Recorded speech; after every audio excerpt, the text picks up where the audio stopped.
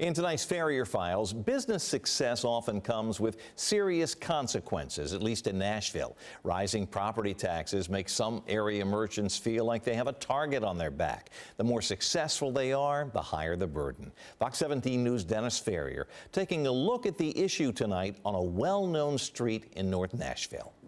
When I started here as a reporter in the 90s, Buchanan Street was one of the highest crime streets in Nashville. Today it's thriving, safe and growing. But will it become a victim of its own success? Property tax crushing local business.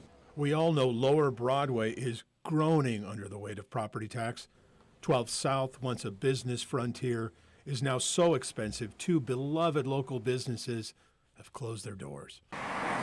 More than 300 small businesses have joined a coalition to try to do something for property tax relief. Some of those businesses are on emerging Buchanan Street. Success is percolating at the loading dock. The hiss of a busy coffee machine, plates in conversation, the sound of success. Juan Vega Romero has a hit here, and he loves what this street is becoming. Unlike a lot of places in Nashville, walk to everything they want to do here on Buchanan Street. They can walk to get a pizza and walk it home and get some fresh air and take the stroller and the dog and do that.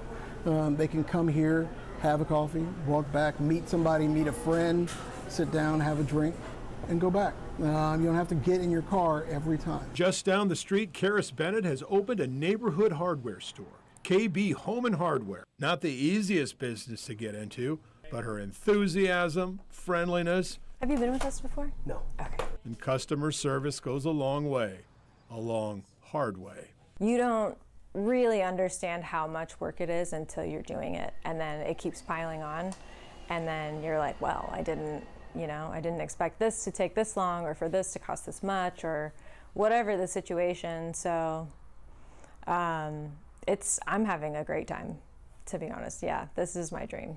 Bennett isn't afraid of the hard work it takes to make a dream come true. She can't believe Nashville and the state keep giving big businesses like Starbucks huge tax breaks and incentives. It's ridiculous.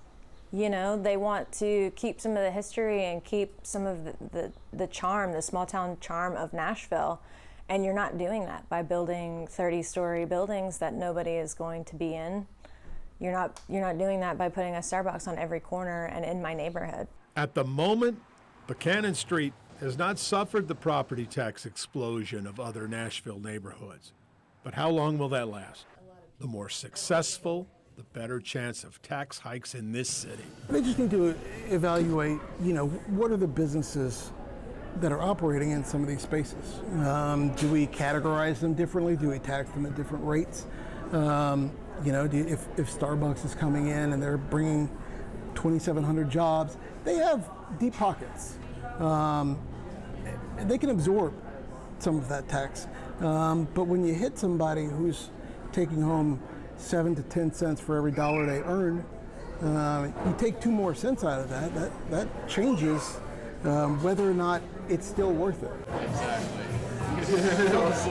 Those are the margins, folks, that small business get by on. So when Nashville hits them with that 1-2 punch of higher valuations and a 26% increase, you understand why that leads to sleepless nights and sometimes ruin. I'm Dennis Farrier, Fox 17 News, your Code Red station. Dennis, thank you. Now, voters in several other states will have a chance to actually lower their property taxes later this year. But again, not in Tennessee. North Carolina, Wyoming, Florida, Oklahoma all have some kind of property tax limit or rollback that will be on the ballot in November. Some Democratic-run states, including New Jersey, Connecticut, and New York, are going a different route. They're offering rebates and exemptions for certain groups, or in some cases looking to cap just how quickly property taxes can rise.